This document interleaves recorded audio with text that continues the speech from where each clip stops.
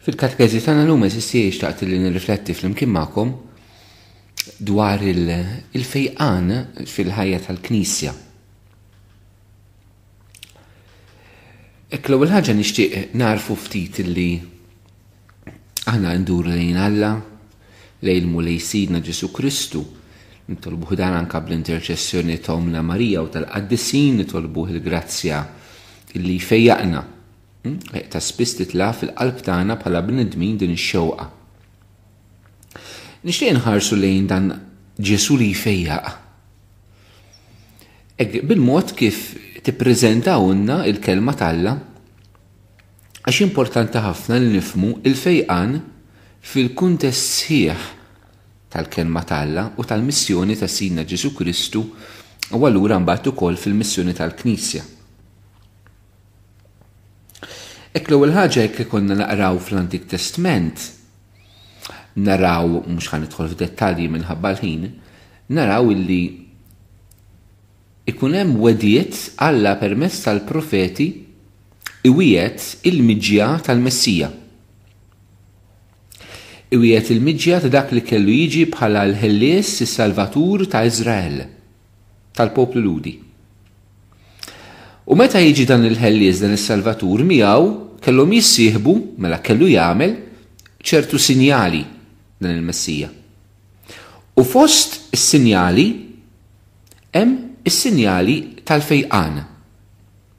Li l-Messija kellu ifejjaq il-poplu t'Alla, kellu jfejjaq il-poplu.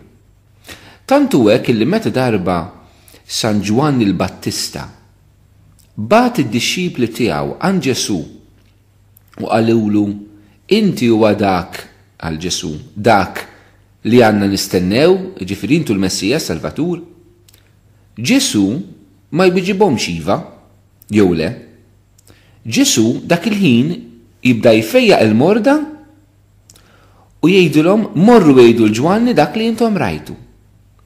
Ġesu mis-sinjal li huwa jagħmel mill-fejqan rrid li d-dixxipli ta' Ġwanni u allura anke Ġwanni jifhmu tassew min hu Ġesu, l-identità kollha tiegħu.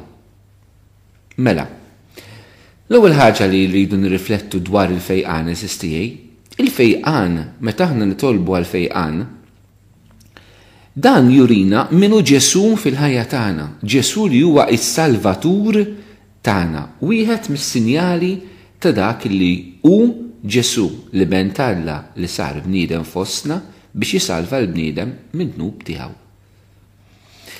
Mela, il-fejqan eżisti huwa sinjal tal-identità ta' Ġesu bħala il-Messija.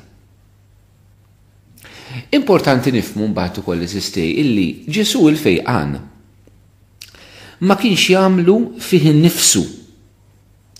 Però il-fejqan kien marbut ma' xandir tal-kelma ta' Alla u ma' tkeċċija tax-xjaten. Jekk pereżempju kellna naqraw San Mattew qabel ma Ġesu isejjaħ l-12 l-apostlu, San Mattew jgħidilna Ġesu dar diversi bliet u l-ħura ifejjaq il dawk li huma neqsin mis-saħħa ixandar il-kelma u jkeċċi x-xjaten. Jiġifieri il-fejqan u l-eżorċiżmu it-tkeċċija tax-xitan minn ġol bnedmin huma marbuta primarjament max-xandir tal-kelma ta' Alla. Huma marbuta mela ma' dak ngħidula evanġelizzazzjoni. Evanġelizzazzjoni ġejja mill-kelma evanġelju li tfisser li nxandru l-evanġelju. Dak li fi kliem ieħor ngħidulu wkoll l-apostolat. Dak nistgħu ngħidulu l-ħidma missjonarja tal-Knisja, mhux fis-sens missjonarja li tmur barra minn Malta fejn mill-faqar, fis-sens li l-Knisja taqdi l-missjoni tagħha. Mela, il-fejqan eżistijej huwa marbut mal-missjoni tax-xandir tal-kelma. Issa dan importanti aspetti ieħor li rridu aħna nifhmu. Għaliex il-fejqan jekk aħna nagħmluh fiċ-ċentru, meta aħna nitolbu għal fejqan dan il-fejqan nipoġġuh fiċ-ċentru, inkunu din niżbaljaw. Fiċ-ċentru mhuwiex il-fejqan, fiċ-ċentru hija il-predikazzjoni, ix-xandir tal-kelma t'Alla. Il-fejqan u tkeċċija tax-xjaten iservu bħala żewġ sinjali biex jikkonfermaw il-qawwa u l-kelma ta' Ġesu Jekk aħna nifirdu ix-xandir tal-kelma mill-fejqan u mill-eżorċiżmu mit-tkeċċija tax-xjaten, inkunu qegħdin nagħmlu ħaġa ħażina immens għax inkunu qegħdin naqilbu l-affarijiet minn kif għamlhom Kristu. Fil-prattika xi jfisser? Fil-prattika jfisser dan, jekk inti tiġri wara Ġesu biex tfieq, imma m'intix kif jgħid il-Vanġelu kienu granfati miegħu biex jisimgħu l-kelma ta' Alla, allura inti qed taqleb l-affarijiet. Għaliex il-fejqan Ġesu dejjem wettqu max-xandir tal-kelma, għalhekk Ġesu dejjem tarab il-fidi. Għaliex għal San Pawl f'waħda mill-ittri tiegħu jgħidilna il-fidi tiġi mis-smieħ u mis-smieħ tal-kelma ta' Alla. Iġbir dawn in-nies meta Ġesu qed jitlobhom il-fidi qabel ma jfiequ, qed jitlobhom qed temnu l-kelma tiegħi, qegħdin timbnu fuq il-kelma tiegħi biex nuża kliem Kristu stess, qegħdin tibnu ħajjitkom fuq il-blat u mhux fuq ir-ramel, u l-blat huwa l-kelma ta' Ġesu, kif jgħidilna Ġesu stess feluq id-diskors tal-muntanja. Mela importanti ħafna jekk inti qed tfittex li Ġesu jfejqek, titfittex aktar, bil-wisq ferm aktar, li inti tgħix il-Vanġelu. Li inti tgħix it-talim tal-Knisja, li inti tgħix ir-rida tal-Alla għalik. Din hija estremament importanti. Niltaqa' ma' diversi nies li jiġu biex jifiequ, jiġu biex nitolbu għalihom ħalli jfiequ, jitolbu grazzja ta' Ġesu ħalli jfiequ minn xi ħaġa, imma mbagħad il-lifestyle tagħhom mhux mibni fuq il-kelma ta' Alla. Ġesu il-fejqan tiegħu huwa f'kuntest ta' evanġelizzazzjoni. Jiġifieri jekk aħna rridu nfiequ, irridu wkoll nifhmu illi ħajjitna tkun mibnija. Jekk niġru wara ġbijat ta' Ġesu, wara ġbijat ta' Madonna, postijiet fejn isiru fejqan għalih fih innifsu, Ġesu irridu nifhmu illi dak brabta mal-kelma li hu ikun qiegħed jagħtina ma' l-evanġelizzazzjoni. Ovvjament Ġesu jagħti daw is-sinjali u għadu jagħtihom fi żmienna. Ġesu għadu jagħti dawn is-sinjali ta' fejqan iva, għadu jagħmilhom. Però biex iwassalna dejjem għall-kelma. Jiġifieri kieku inti kellek titlob grazzja għal Ġesu li jfejqek u tfieq, imma bagħad inti m'intix qed tibqa' mixi warajh kif għamel Bart il-Mewlama, wara l-Ġesu fejqu minn lama ta' għajnejh baqa' mixi warajh fi triq, jgħidilna l-Evanġelista. Allura inti l-fejqan tiegħek għad mussieħ mhux dak li Ġesu jrid iwaslek għalih fil-verità. Grazzja lil murejber jagħtik imma jew xejtan sara ilek jew inti waqqafta fin-nofs. Fejqan irid iwassal għal mixja tagħna sieħa wara Kristu. Il-fejqan qatt mhu skop fih innifsu fuq din l-art. Ankax kull min ifiq imut. Kull min ifiq imut. Kull min ifiq imut. Il-morda kollha li fejqa Kristu fi żmienu mietu kollha.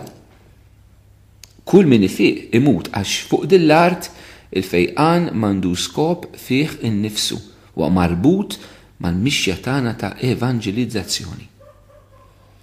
Allura importanti ħafna li ma nifirdux dawn iż-żewġ dimensjonijiet. Hekk ħaġa oħra marbuta ma' dan kollu importanti nifhmu dwar il-fejqan li l-persuna l Ġesu jfejjaqu bil-qawwa tiegħu jagħmel minn dik il-persuna sinjal biex jitagħti xhieda ta' x'Alla għamel magħha. Biex permezz tagħha nies oħrajn jaslu li jemmnu fi Kristu.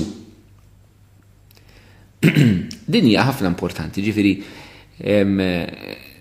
aħna u Malta għandna l-kultura tal-wediet li mhux qed ngħid li ħażina, però xi drabi ma nifhmux eżattament x'hemm marbut wara dawn l-affarijiet. Ġifieri inti tagħmel weda biex taqla grazzja, li jekk taqla grazzja inti ħatqassam fejna fin 25 santa ta' din devozzjoni lill-Madonna l-Qab ta' Ġesu, Nena Divina, ixini. Ħafna drabi nieħduhom mod ħażin isnatini biex natik biex ittini. Ma l-idea sabiħa wara hija illi jiena insir xut, issa f'dak il-każ xut billi nqassam dawk istanti. Insir xut ta' dak li għamel Alla fija. Imma ħafna drabi daw sfortunatament ma wħud li nintaqa' magħhom jiena l-inqas biex ma niġġudika l-ħadd u ma nkunx ġenerali, isiru jsub xi ħaġa maġika fis-sens tagħhom laqqasijiet hemm. Inti l-weda vera tiegħek ili inti ssir xut ta' Ġesu. Allura mhix marbuta biss li inti tqassam dik id-devozzjoni eċetera, li inti tkun xut ta' Alla x'inhu jagħmel, inti ssir xut tal-Vanġelu, inti ssir Vanġelu ħaj. Inti tibda tagħti xhieda ta' Ġesu fuq il-post tax-xogħol, fiż-żwieġ, fil-familja, fil-ħajja tal-parroċċja tiegħek, fil-ħajja tal-Knisja, fil-ħajja soċjali, politika, fid-dinja. Dak il-qalba li aħna nsiru xhieda, il-min Ġesu fejja isir xhud tiegħu. Għandna diversi eżempji fil-Vanġeli. Għandna pereżempju dak ir-raġel li Ġesu fejqu mix-xitan, ħelsu minnu u jrid jiġlu warajh fil-Ġerażin. Ġesu qallu le, qallu tiġix warajja, qallu ibqa' hemmhekk f'pajjiżek u kun xhud tal-ħnina li Alla wara miegħek. Għandna l-każ ta' dak l-ama f'San Ġwan kapitlu 9, l-ama li ġie mfejjaq illi jkollu jitlaq quddiem il-lut u hemmhekk bil-mod il-mod jagħti x-xhieda ta' Ġesu. Ġifieri il-din li ndaħluha f'qalbna. Għax ħafna drabi aħna tolbu l-mulej fejjaqna u kollox b'sens permettuna l-kelma goffa, egoizmu fis-sens illi kollox idur miegħi. Jekk il-mulej għati grazzja ta' fejqan biex inti tagħti xhieda ta' Alla x'għamel miegħek. Biex int tagħti xhieda ta' Alla x'għamel miegħek biex ħadd ieħor permezz tiegħek tal-ħidma tal-Alla fik jasal li jemmen fi Kristu. Meta nifhmu din, ħafna nies jistaqsu ma għaliex mhux kulħadd tifiq, Fader? Għaliex nitolbu għal fejqan mhux kulħadd tifiq? Għaddi raġuni. Għaliex jekk il-fejqan tagħmlu skop fih innifsu, allura jkollna dik il-mistoqsija. Mek nifhmu li l-fejqan huwa strument ta' evanġelizzazzjoni, allura l-mulej fih dan il-komunità, fih dan il-Knisja, ikun hemm persuni li jagħmilhom din is-sejħa li jfejjaqhom biex huma jsiru sinjal għall-oħrajn. Dik primarjament hija għax kull min ifiq jerġa' jmut. Mhux kull min ifiq jerġa' jfuq, kieku l-fejqan iskop fih innifsu ħadd m'għandu jmut. Imma Ġesu mhux hekk rebaħa il-ħażen il-mewt il-batija fil-ħajja tagħna. Ġesu rebaħ l-istess mewt billi sofra l-mewt u hekk aħna rridu nerbħu l-mewt billi ngħaddu minnha. Allora fejqan fuq dil-art primarjament huwa sinjal tas-saltna, sinjal tal-ħidma ta' Ġesu ħaj fostna. Mhux biss 2000 sena ilu ma nkallum. Imma rid tifhem jekk inti fiqt jekk il-mulej fejqek, jekk int qed titlob il-Ġesu jfejqek, lest lis-sinjal tiegħu? Trid tkun dan is-sinjal ta' Ġesu? Trid tkun xhud ta' Ġesu? Għax dak li mulej jitlob minnek. Ħaġa oħra rridu hekk nitkellmu dwarha meta qed nitkellmu mill-fejqan hija il-fatt li Ġesu dak li kien jagħmelu Ġesu qasmu mal-Knisja tiegħu. Ifhmu ftit din, Ġesu kien jippriedka u bagħat l-apostli jippridkaw.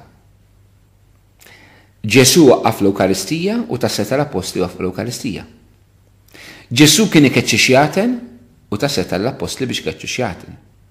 Ġesu kien ifejjaq il-morda u tasseta l-apostli biex ifejqu l-morda. Ġesu jaqsam mal-Knisja kompletament dak li huwa hu. Il-Knisja fil-fatti mhux tant qed tkompli l-missjoni ta' Ġesu, imma Ġesu fil-Knisja għadu jwettaq il-missjoni tiegħu. B'dan il-mod li rridu narawha. Mhux isu Ġesu l-Knisja ta' dawn il-qawwiet ta' din l-awtorità u telaqlem u l-Knisja ħalli tmexxi. Le. Ġesu baqa' maqut mal-Knisja jiena magħkom dejjem sal-aħħar. U hu għadu jwettaq fil-Knisja u permezz tal-Knisja bil-qawwa tal-Ispiritu Santu dawn is-sinjali tiegħu tax-xandir tal-kelma, tal-fejqan u tat-tkeċċija tax-xitan, tal-eżorċiżmu. Fil-fatti, eżistijej, naraw illi hemm din il-mixja. Ġesu l-ewwel fil-Vanġelu għandna ppreżentat lilu bħala dak li qed iffejjaq, dak li qed ikeċċixxjaten jippriedka. Imbagħad jagħti din is-seta li tnax l-apostlu u nafu li jmorru u jaraw riżultati ġiedulu anke xjaten kienu joqogħdu għalina l-fismek. Imbagħad Ġesu jaqsam din ukoll mhux biss mal-apostli manka mad-dixxipli, ma' 72 dixxiplu. U mbagħad Ġesu fl-aħħar qabel ma jitla s-sema jaqsam dan kollu mal-kull min hu mammet. F'San Mark Ġesu jara l-Vanġelu dawn huma s-sinjali li jsieħbu l dawk li jemmnu, mela mhux aktar lill-apostli u 72 dixxipli, issa lil kull min jemmen. Fismi keċċu xjaten, iqegħdu jdejhom fuq il-morda u huma ifiqu, mela kull min jemmen. Il-mulej taħt l-awtorità li jfejjaq, din l-awtorità li keċċi xjaten. U l-Vanġelu jaraq ta' San Mark huma marru jippridkaw u Ġesu kien iwettaq il-kelma tagħhom bil-mirakli li kienu jsieħbu magħha. Mela raħ, huma jippridkaw u Ġesu jwettaq il-kelma bil-mirakli. Iċ-ċentru tibqa' l-kelma t'Alla. Ix-xandir ta' Ġesu. Il-fejqan u l-eżorċiżmu jgħinu. Issa, dan il-missjoni Ġesu tal-Knisja eżistijaj, hemm 3 modi prinċipali. Hemm 3 modi prinċipali kif aħna nistgħu ngħixuhom fil-Knisja, dil-awtorità illi il-mulej tal-Knisja. L-ewwel ħaġa, l-ewwel mod huwa il-mod ħansejjaħlok biex tifhmuni uffiċjali kif tagħmlu l-Knisja. Il-fejqan, il-Knisja għandha s-sagrament tal-griżma tal-morda. Il-griżma tal-morda mhijiex sagrament tal-mejtin, nittama li din darba l-dejjem tinqered minn ġofina. Is-sagrament tal-griżma kif jippreżenta tajjeb ħafna l-Katekiżmu ta' Knisja Kattolika huwa sagrament ta' fejqan. Ħafna drabi ħallini ħall-aħħar meta l-persuna tkun ħatmut għaliex miegħu hija marbuta wkoll il-maħfra tad-nubiet u dejjem tibqa' hemmhekk ukoll. Imma primarjament huwa sagrament ta' fejqan. Melek kint marit mod serju, mhux qed ngħidlek għandu ġieħ ta' ras, marit mod serju. Itlob issa xi ġod tagħmilek il-griżma tal-morda. Il-griżma tal-morda mhix hemmhekk għal min wasal fl-aħħar biex imut. Mhix hemm. Mhix għalhekk. L-attitudni li għandu jkollok meta xi ħadd jgħidlek trid tagħmel il-griżma tal-morda mhux mela ħammut. Le. L-attitudni għandu jkollok mela hemm ċans li nfieq. Dik l-attitudni li tkollna. Meta kont kappellan l-isptar jiena, diversi anka raba jgħidulek tgħidlu x'fader tara ħadd tagħmlu griżma tal-morda, x'mani għaliex? Kemm għadna lura, hija ignoranza reliġjuża eżistijaj. Il-Knisja jagħmel uffiċjalment il-grazzja tal-fejqan teżerċita permezz tas-sagrament tal-griżma tal-morda. Ukoll uffiċjalment il-Knisja dik teżerċita permezz tal-barka uffiċjali li mhix is-sagrament tal-morda, il-Knisja għandha barka oħra fir-ritwal tagħha biex ġbierek il-morda biha. Ħafna drabi li ma nafux biha, laqqas nużawha. Però il-Knisja għandha barka uffiċjali fuq il-marit li fih titlob il-grazzja tal-fejqan. Mela l-ewwel mod kif il-Knisja tgħix dell-awtorità li Ġesu tali tfejjaq il-morda hija b'dawk li huwa s-sagrament tal-griżma tal-morda u b'dak li huwa il-barka uffiċjali fuq il-morda. L-istess it-tkeċċija ta' xjaten l-ewwel mod kif il-Knisja anke tagħmel uffiċjalment huwa permezz tal-eżorċiżmu. Permezz ta' saċerdot li huwa awtorizzat mill-isqof biex jagħmel dan. Għandha rrid tal-eżorċiżmu. Mal dak mod uffiċjali kif il-Knisja l-fejqan u l-ħelsien mix-xjaten tagħmilhom. Is-sagrament tal-morda u l-barka fuq il-morda, il-ħelsien mix-xjaten permezz tal-eżorċiżmu. It-tieni mod, it-tieni mezz kif il-Knisja tgħix dell-awtorità lil mulej Ġesu li tfejjaq il-morda u tkeċċi x-xjaten hija bil-qawwa in virtu tal-kelma. Jekk Ġesu qal illi kull min jemmen fija qiegħed idej fuq il-morda u dawn ifiqu u jkeċċu xjaten, allura in virtu tal-kelma, in virtu tal-mamudija biex ngħid hekk, permezz tal-mamudija kull nisrani jista' jitlob għal fejqan, kull nisrani jista' jitlob lil mulej biex jeħles persuni, jeħles lilu nnifsu minn tentazzjoni tax-xetan, minn xi ħidma tax-xetan. Mela, l-ewwel mod huwa l-mod uffiċjali kif tagħmlu l-Knisja bil-qawwa tas-sagramenti. It-tieni mod huwa bil-qawwa tal-fatt li jint nisrani u għax temmen il-kelma ta' Alla. It-tielet mod huwa b'kariżmi partikolari li l-Ispirtu Santu jagħti fil-Knisja. Hemm ċerti persuni li l-mulej jagħtihom don partikolari ta' fejqan illi hija jagħtihom il-grazzja li għat-talb tagħhom il-mulej fejqan il-morda speċifikament u għat-talb tagħhom il-mulej jeħles l-imxajtna speċifikament.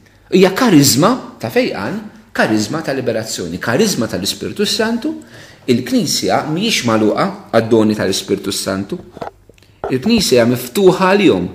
Il-Knisja trid tiddixxernihom u jekk taraf li huma ġenwini tagħmilhom l-ispazju kif jistgħu eżerċitati fil-Knisja. Tant hekk illi il-Knisja ħarġet dokument fuq id-don tal-fejqan u fuq il-laqgħat tat-talb tal-fejqan u tispjega l-affarijiet eżattament kif għandhom jiġru u m'għandhomx jiġru. Mela, rajni tistijaj illi il-fejqan huwa sinjal tal-Messija, dan il-fejqan għatmu mifrut mill-kelma tal-Alla huwa sinjal ta' evanġelizzazzjoni, marbuta mal-fejqan hemm dejjem il-ħelsien mix-xjaten biex jikkonfermaw il-kelma, Din il-missjoni ta' Ġesu jaqsamha mal-Knisja tax-xandir tal-kelma, il-fejqan tal-morda u tkeċċija tax-xjaten, u l-Knisja tgħixha f'tliet livelli differenti. Dak li hu biex ngħidu hekk uffiċjali permezz tas-sagramenti, is-sagrament tal-morda jew rit tal-eżorċiżmu, in virtù tal-kelma għax int nisrani jemmint il-kelma lura bil-qawwa tal-mamudija, tista' titlob għal fejqan u tista' titlob għal ħelsien mill-inganni tax-xitan fil-ħajja tagħna u ta' ħaddieħor, u b'kariżma partikolari li l-Ispirtu Santu jagħti. Kemm ta' fejqan u kemm ta' liberazzjoni. Però importanti li dan kollu f'kuntest biex il-Knisja taqdi l-missjoni tagħha li twassal il-Kristu llum. Jekk aħna ningħalqu għal daw is-sinjali tal-Ispirtu inkunu din nirreżistu l-Alla. Inkunu din nirreżistu l-Ispirtu Santu jaħdem fil-Knisja. Allura din nisimmu l-kelma ta' San Pawl, tniktux l-Ispirtu Santu. L-Knisja tagħmel discerniment fuq id-doni ma mhux tibblokka id-doni tal-Ispirtu. Jalla tiegħi hekk di riflessjoni tgħinna ħafna sabiex aħna niftħu lil nfusna għall-ħidma talla biex inkunu fi żminijietna wkoll nistgħu nidħlu f'din il-ħidma kbira ta' evanġelizzazzjoni illi l-Knisja għandha bżonn.